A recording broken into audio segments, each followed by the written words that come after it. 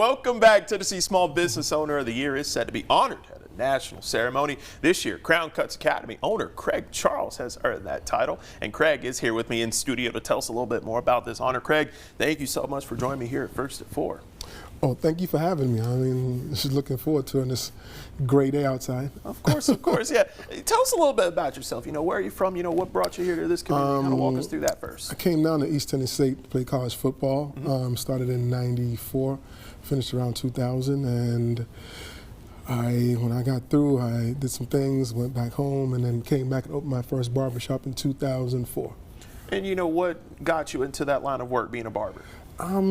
Being a barber is just something I think it was my first haircut was my mother. I gave her a haircut and she said it was good. I didn't even think it was good at the time, but she kind of inspired me to kind of follow that path. And I was about 12, 13, so. All right, and you got this big award, you know, kind of walk us through your emotions. Are you excited? Walk us through that. Well, it kind of hit me kind of like when they called me and said you're winning an award to represent the state of Tennessee, and I'm sitting there, man, I'm in Johnson City. How this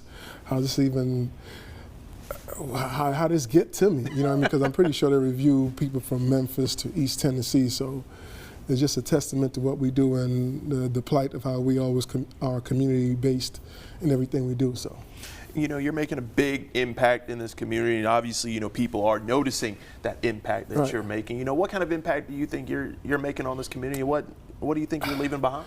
I mean, my goal was just to help people and give people the opportunity to have a career and take care of themselves.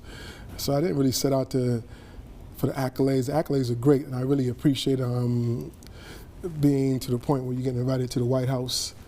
I mean, that's a major accomplishment, you know what I mean, for anybody. But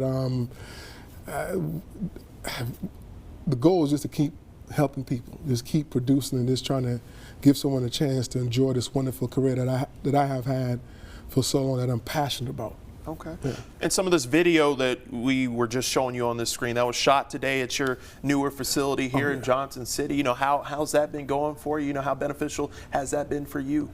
Oh, it's been great. I mean, we've had students coming from Kentucky.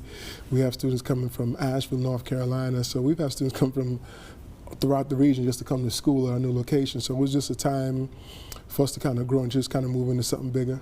Okay, obviously you're an inspiration to many in this community. Who was your inspiration? All great people have their own inspiration. Who's your inspiration? And that's true. I tell people everyone has a ripple. I mean, Martin Luther King had a ripple.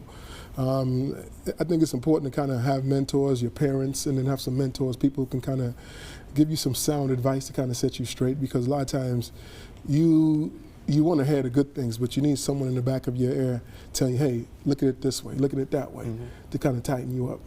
And there's a very important word that you said in that response, the word mentor. A lot of people around our area, a lot of young barbers have learned from you. I know plenty of barbers that have learned from you as well. You know, how important is it for you to be a mentor for this young group of barbers out here looking to make a name for themselves? Well, I mean, for so long, people have kind of given our industry, the cosmetology barbering industry, kind of like a stiff hand and not thinking it's a relevant career for long-term longevity and to take care of your family. But when you hear the barbers in the area making $75,000, $80,000 a year, I mean, some of them are touching $100,000 a year. I mean, that's inspiration to realize that's the American dream, to work, take care of yourself, and enjoy the perils of life.